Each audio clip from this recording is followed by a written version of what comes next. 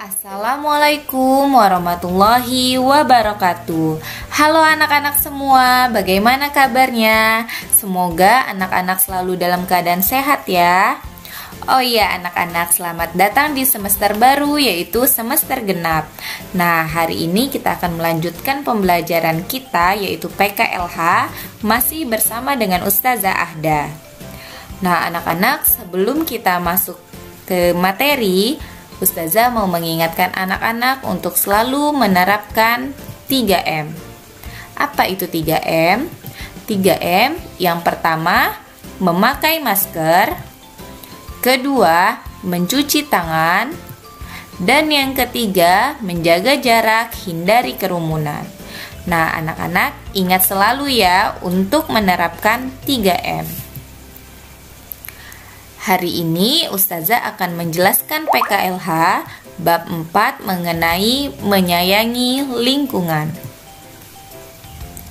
Pada bab 4 ini kompetensi dasarnya yaitu 3.1 menjelaskan permasalahan lingkungan. Tujuan pembelajarannya, dengan mendengarkan penjelasan guru, siswa dapat menyebutkan jenis permasalahan lingkungan dengan benar. Nah, anak-anak, kita akan membahas yang bagian A, permasalahan lingkungan. Pada bagian A ini dibagi menjadi dua. Yang pertama, jenis-jenis permasalahan lingkungan. Ustazah jelaskan yang pertama dulu ya. Masalah lingkungan timbul akibat ulah manusia yang tidak menjaga dan menyayangi lingkungan tempat tinggalnya. Contoh masalah lingkungan yang terjadi di Indonesia. Yang pertama ada polusi, kemudian penggundulan hutan, perubahan iklim, pembuangan limbah, dan kelebihan populasi penduduk. Nah, berikut adalah 5 masalah lingkungan yang sering terjadi di Indonesia. Nah, di kota kita, kota Balikpapan, juga ada permasalahan lingkungan anak-anak. Yang pertama, atau yang A, banjir. Kemudian, yang B, krisis air bersih. Yang C, tumpahan minyak. Dan D, kerusakan hutan bakau. Baik, Ustazah akan menjelaskan yang A, banjir. Banjir di kota Balikpapan disebabkan oleh beberapa penduduk yang tidak bertanggung jawab, sehingga menyebabkan kurangnya keseimbangan alam dan hutan yang kehilangan fungsinya sebagai penyerap air. Permasalahan berikutnya yaitu krisis air bersih.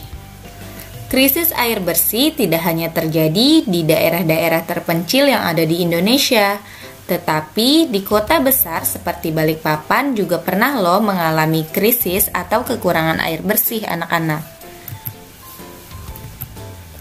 Warga Balikpapan bergantung pada suplai air bersih yang berasal dari Waduk Tada Hujan, Waduk Manggar untuk mengatasi kekurangan atau krisis air bersih.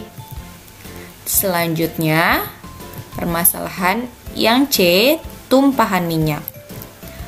Anak-anak sudah tahu belum, pada tahun 2018 lalu terjadi kebocoran pipa di perairan kota Balikpapan yang mengakibatkan tumpahan minyak dan mencemari perairan kota Balikpapan. Tumpahan minyak tersebut bukan hanya menyebabkan tercemarnya perairan saja, tetapi juga menimbulkan aroma tidak sedap dan mencemari udara kota Balikpapan. Kemudian yang D, kerusakan hutan bakau. Kota Balikpapan cukup terkenal dengan daerah-daerah yang mempunyai banyak hutan bakaunya. Hutan bakau sendiri memiliki fungsi untuk melindungi tanah yang berada di daerah pesisir dari erosi, abrasi pantai atau pengikisan, pencegah dan penyaring alami, serta tempat hidup sumber makanan berbagai jenis satwa.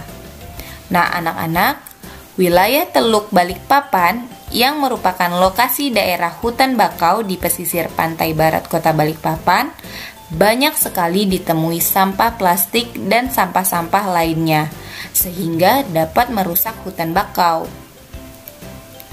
Selanjutnya, kita akan membahas yang kedua, cara mengatasi permasalahan lingkungan. Permasalahan lingkungan banyak menimbulkan kerugian bagi manusia. Untuk itu, permasalahan lingkungan harus segera kita atasi. Hal yang dapat dilakukan untuk mengatasi permasalahan lingkungan adalah ada 5 ya anak-anak. Yang A, menggunakan teknologi ramah lingkungan pada pengelolaan sumber daya alam. Ini contohnya seperti kincir angin yang dapat dijadikan sebagai sumber energi pengganti bahan bakar fosil.